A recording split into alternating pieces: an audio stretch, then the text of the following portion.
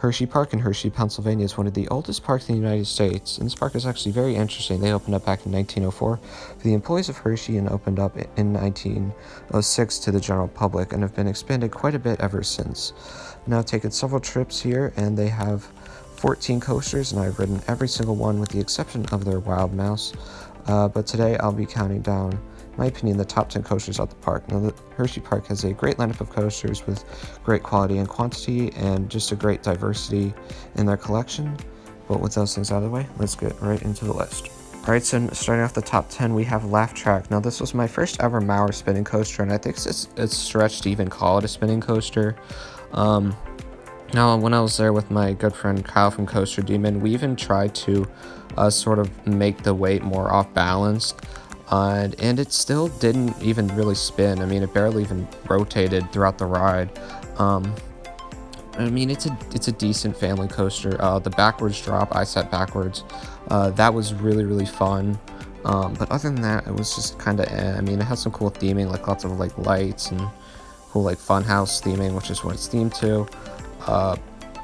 Has some decent like bank turns and helices and even some airtime pops. I mean, it's kind of intense, but it's just not anything crazy. I mean, it's a spinning coaster, it's intended to spin, but it just didn't do that. So I was definitely disappointed with LAFF TRAKK. I mean, it's still okay, but overall, definitely don't go in with super high expectations for this coaster. Alright, so at number 9, we have SOOPERDOOPERLOOPER. Now, this coaster is closed for the whole 2020 season, but I did get to ride this in 2016, and it's a decent ride. This was actually the first ever looping coaster on the East Coast when it opened back in 1977, and it's fine. I mean, it's really all about that loop, that really circular loop, which is super forceful and awesome. You know, this typical Schwarzkopf loop, they're all really great. That's an okay drop, but after that, it's just a bunch of kind of forceless and kind of boring little hills and turns and helices. It just kind of meanders around. I do think that's actually kind of a terrain coaster and actually some great interaction with like a lot of the other rides like Great Bear, Coal Cracker, and even Comet a bit. And it does go through the trees quite a bit, and it has a tunnel. But overall, it's nothing too special. I'd definitely say it's a good first looping coaster though, and it's a solid family coaster. Alright, so at number 8, we have WILDCAT, and this was the first GCI, and it's actually a pretty good ride. It's really not that rough, and even during some of the potholes, it's pretty easy to brace for it. But this ride is decent. It doesn't have the best layout, but it still has some pretty good twistiness, some good bank turns. Definitely is more of a twister layout, and it does actually have several really good pops of airtime, and the final helix at the end actually gives some great laterals. So it's not the best coaster ever, but for what it is, it's a pretty solid winning coaster, and it definitely gets too much hate.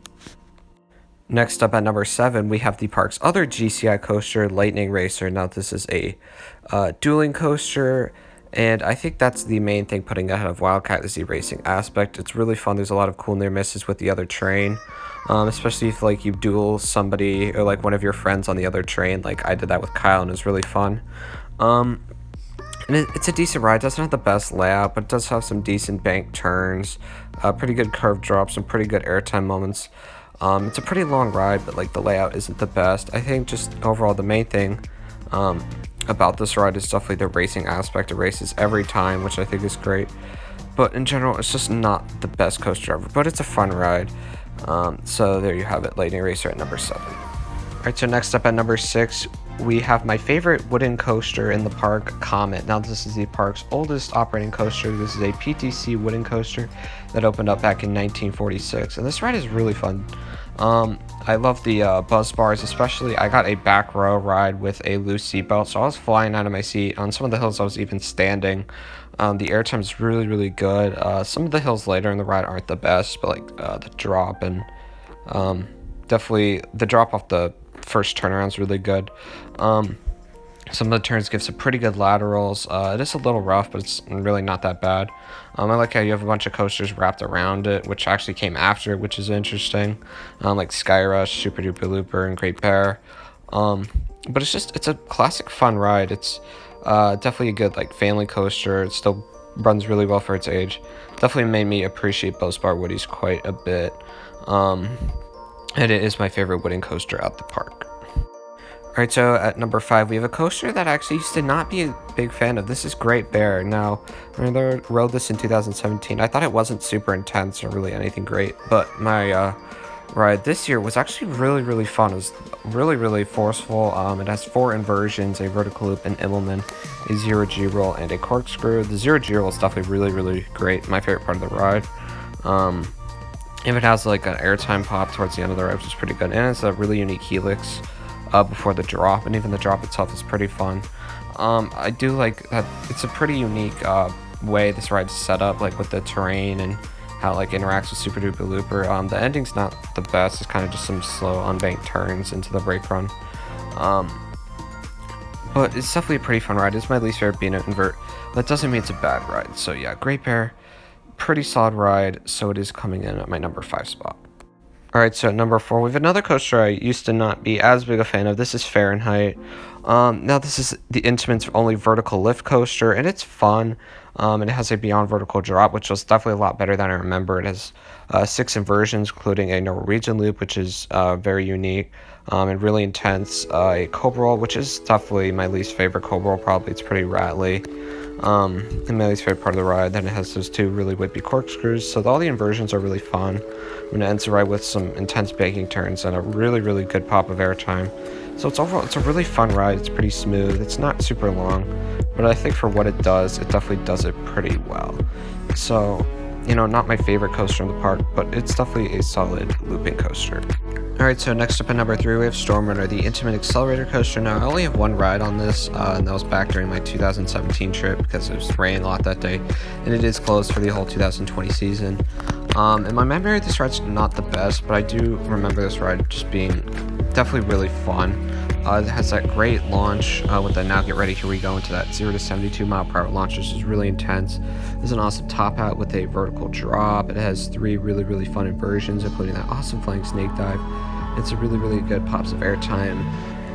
It has just a really wacky, cool layout, and it's just really fun. It's short, but it definitely packs a lot into that short duration. And I definitely look forward to getting some rides on this. Hopefully, I can return to Hershey next year to ride Stormrunner again. Alright, so at number 2, we have the newest coaster at Hersheypark, the B&M Hypercoaster CANDYMONIUM. Now, this was one of the very few new for 2020 coasters in North America that was actually able to open this year. It's a really fun ride. This is my favorite B&M Hyper, just slightly edging out Galactic Six over Georgia. And it's really fun. It has a really good layout. It has really good airtime on every hill. It's a great drop. Most of the hills give like strong flowjector, almost ejector. The first hill is super sustained. You're out of your seat for like 5 seconds. And has some pretty good intensity too, like that upward helix thing to that outer bank, which that element, by the way, is super fun. Then you have this ending section that goes around the fountain, which isn't really that forceful, but it's super photogenic. And then these airtime pops at the end ride are pretty good. So it's a really fun ride, and it's a pretty unique layout. I like that it doesn't have a mid-course. It's really smooth. It's definitely just a good addition to the park. It's the centerpiece of their new Chocolate Town area, and it is just a really fun ride. You could laugh it all day, and I just really enjoyed CANDYMONIUM. And of course, at number 1, we have the legendary Intamin Hypercoaster SKYRUSH. Now, ever since I first rode this coaster, I just absolutely loved it. It's been in my top 4 for ever since I rode it. It is just incredible. It's so forceful. The airtime is insanely strong. It literally is painful. Some great laterals.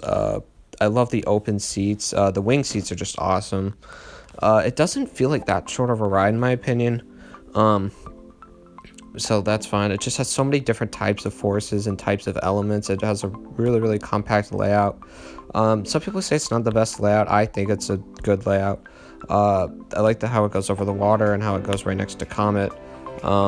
It's like a mix of the old and new, which is cool. It's just one of the most intense coasters ever, and it is just absolutely incredible. One of my favorite coasters out there.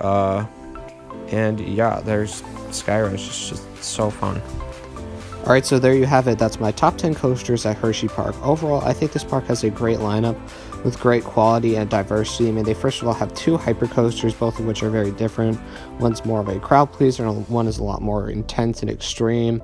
I mean, you also have a launch coaster, an inverted coaster, a vertical lift coaster, 3 wooden coasters, one of which is a dueling coaster. You have a boomerang, a classic looping coaster, a spinning coaster, a mine train, a wild mouse. So overall, this park just has a really solid lineup.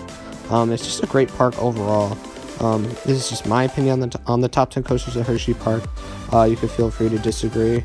But yeah, that's it for my top 10 coasters at Hersheypark. Make sure to leave down in the comment section below what you thought of my list and how you would rank the coasters at Hersheypark. Make sure to leave all those thoughts down below, and make sure to leave a like on this video and subscribe for more coaster content coming soon. And I'll see you guys later. Bye.